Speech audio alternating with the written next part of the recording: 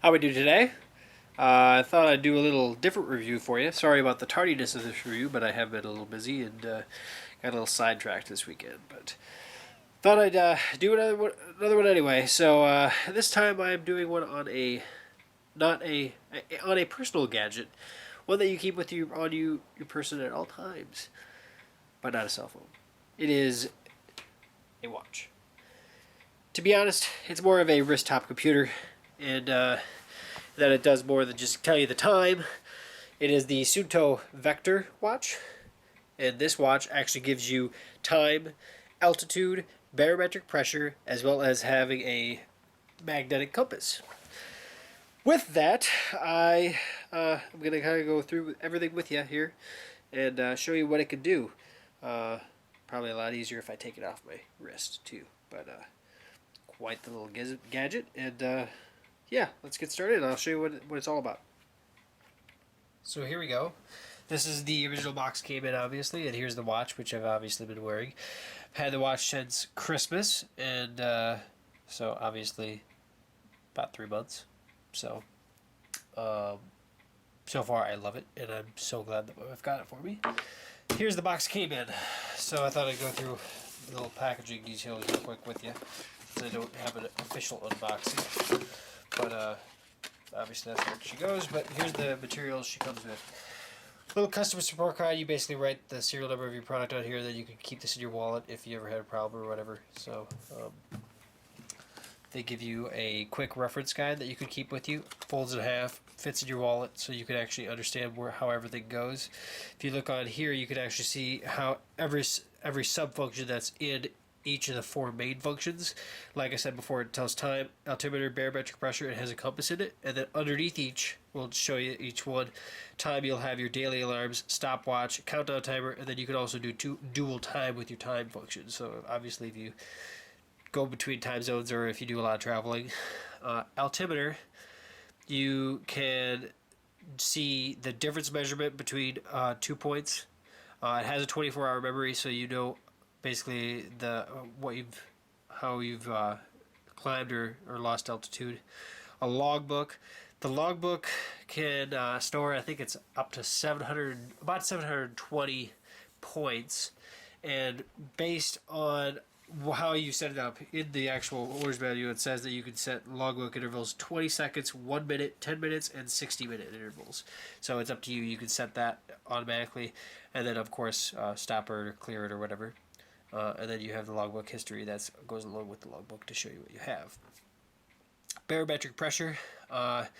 You have difference measurements, 4-day memory, and sea level pressure.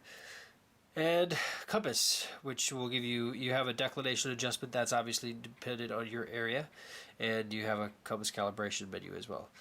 So with that said, and obviously on here it just kind of shows you what there's four different buttons on the actual machine, and what the mode button, which is the top right, will actually change it. So right now I'm in time. That's the date, March 24th. And up here it says Thursday. If I click the next, now I'm on altitude. So I'm at 590 feet based on barometric pressure. Down below that, it gives you the time. If I go next one, it's barometric pressure, 29.3 inches of mercury. You can change that depending on what you want, how you want it to appear. And of course gives you the time as well. And if I head over to compass, then it gives me the compass reading. Now, this is where the little level bubble right there, as you can see.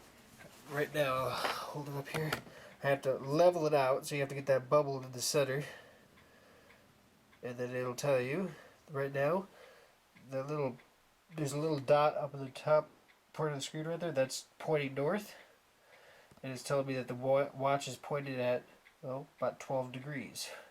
So if I go straight with my watch, I'm pointing at 12 degrees. Obviously, if I tilt it, so bring it back to 0.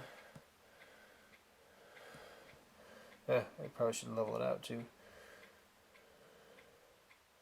So there's true north with the watch, and the little thing is actually right on the 12 o'clock position.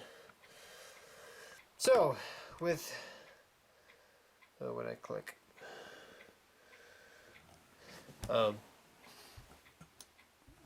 with each of these functions, like the card says, I'll just go through one of them, and I'll go through the altimeter, which if I hit, this is the modes, the select button. This is the mode button, this is the select button. Select, I can go through the different things. So if we see that, it'll say difference. It says down here, it's kind of hard to read probably on the camera. The next one is memory. So this will be the 24-hour memory. Logbook. You could, right now it's on log 99. You can obviously, or log 099, but everything's different. Then if you wait, it goes through the different functions of the logbook, and then we're back to full altimeter. So the logbook history is where if you go to logbook, you kind of hold off and wait. There's a lot of functions that I haven't used yet. I haven't really used the memory for the altimeter or the barometric pressure. But one thing I will point out for the barometric pressure is this guy right up here, which is the trend. This little square guy up here. If you can see, there's actually like lines where it kind of goes. There's 4 quadrants. It goes up, level, then levels off. Currently, basically what it says is I had it about 6 hours ago. I had it increased in pressure. In the last 3 hours, it's been steady. So that gives you basically about a 6-hour trend of what the barometric pressure is doing. So you can monitor that. That is what it's going to tell you if there's a storm coming in. Obviously, it'll point down. So that's the Suunto Vector Watch.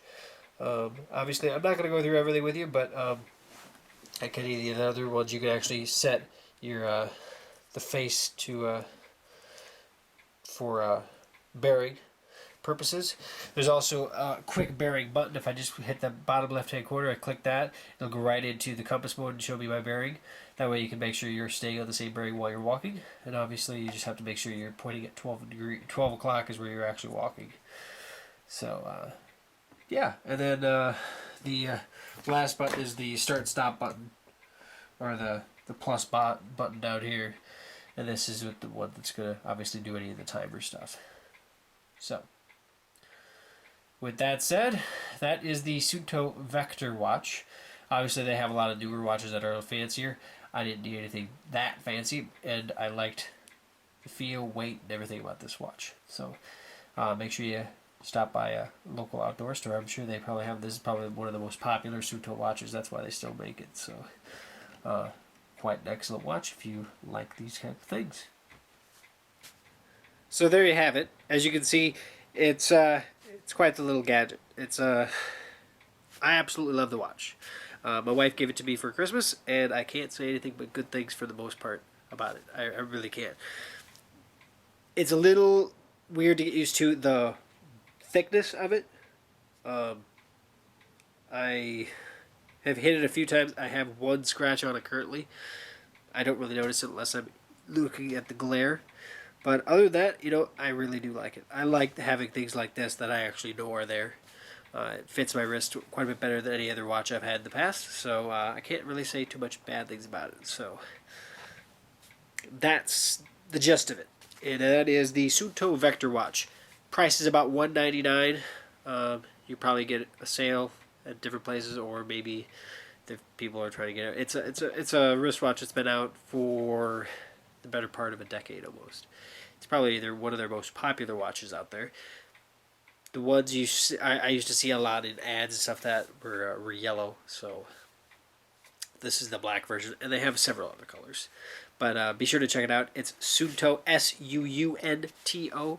If you just Google Suunto, you'll end up on their website, and you can take a peek at all their different wristwatch computers. And there's a lot of them. I really like this one. It's more simplistic than some of the other newer, fancier models. I just wanted a really nice watch that told me the altitude and had a compass, and I really like the barometric pressure. So, and specifically having the trend tells me kind of what's going on. So that's my review of it. I hope you enjoyed that. If you did, please subscribe. I really enjoy people subscribing to my videos. So did I even do that the right way? Also, comment down below. I'd appreciate anything you have to say, and I will try to respond to any, if not most if not all, of my comments. So thanks again for watching. Check out our website, goochpicker.com. And yeah, thanks again for watching, and hope to catch you next time on another video review. Thanks.